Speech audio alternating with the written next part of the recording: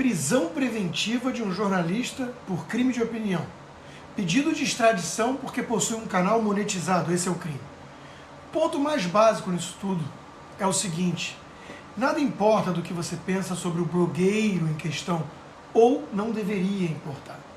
O quão perigoso é abrir precedentes onde predomina a clara perseguição política. Esta não é a postura da imensa maioria, porém.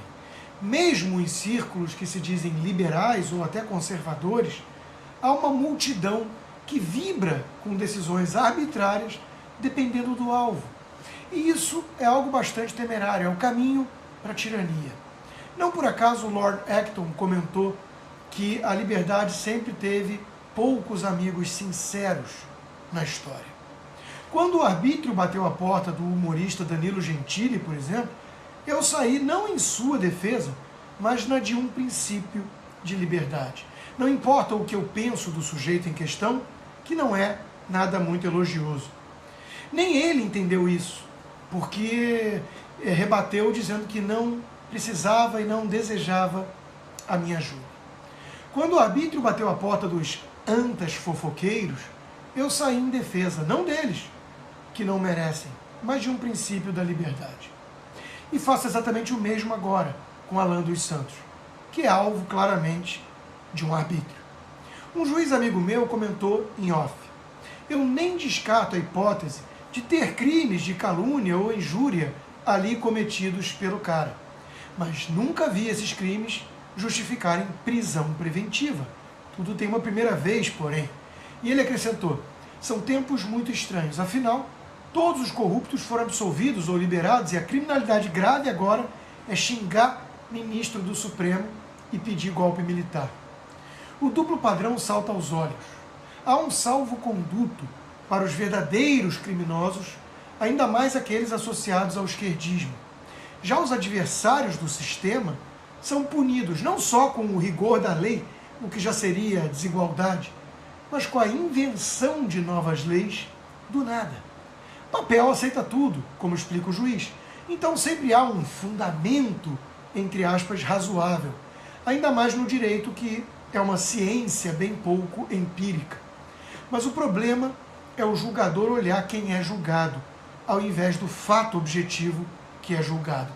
Lembram da estátua da justiça? Ela tem os olhos vendados. Isso é um dos grandes problemas de botar políticos no STF, ao invés de juízes. A questão é que para julgar a pessoa tem que abstrair seus sentimentos, simpatias e antipatias pessoais para ao menos tentar fazer justiça.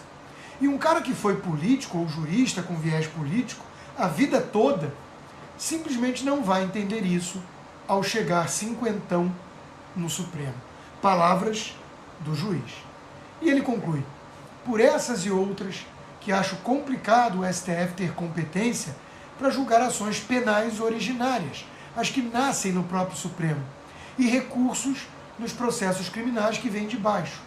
Um sistema que depende do esforço de poucos para ser virtuoso, já que não há nada e ninguém acima do Supremo, sem outros mecanismos de controle, está fadado ao fracasso. Como diria Metallica, sad but true. E o pior é que essa mentalidade arbitrária está se alastrando rápido por conta da pandemia. Eu via o debate entre o humorista Tabet e o Monark no programa Flow, e o humorista do Porta dos Fundos, fazendo clara alusão a mim, defendeu a minha censura, quiçá prisão, por questionar as vacinas. Mostrou-se um autoritário perigoso, que foi contestado pelo apresentador perguntando quem teria esse poder para censura. Para Tabet, você coloca pessoas em risco com a sua opinião ou com a sua pergunta, então tudo bem calar a pessoa na marra.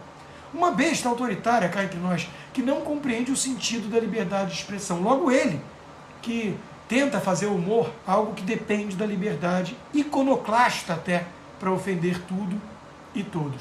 São tempos muito perigosos. A liberdade sempre contou com poucos defensores sinceros. Muitos não querem saber de princípios. Preferem se colocar como juízes absolutos, imaginando sempre que o poder estará do seu lado para impor as suas verdades aos demais. São incapazes de imaginar que o outro lado pode ter o mesmo poder arbitrário um dia. e usá-lo contra eles próprios.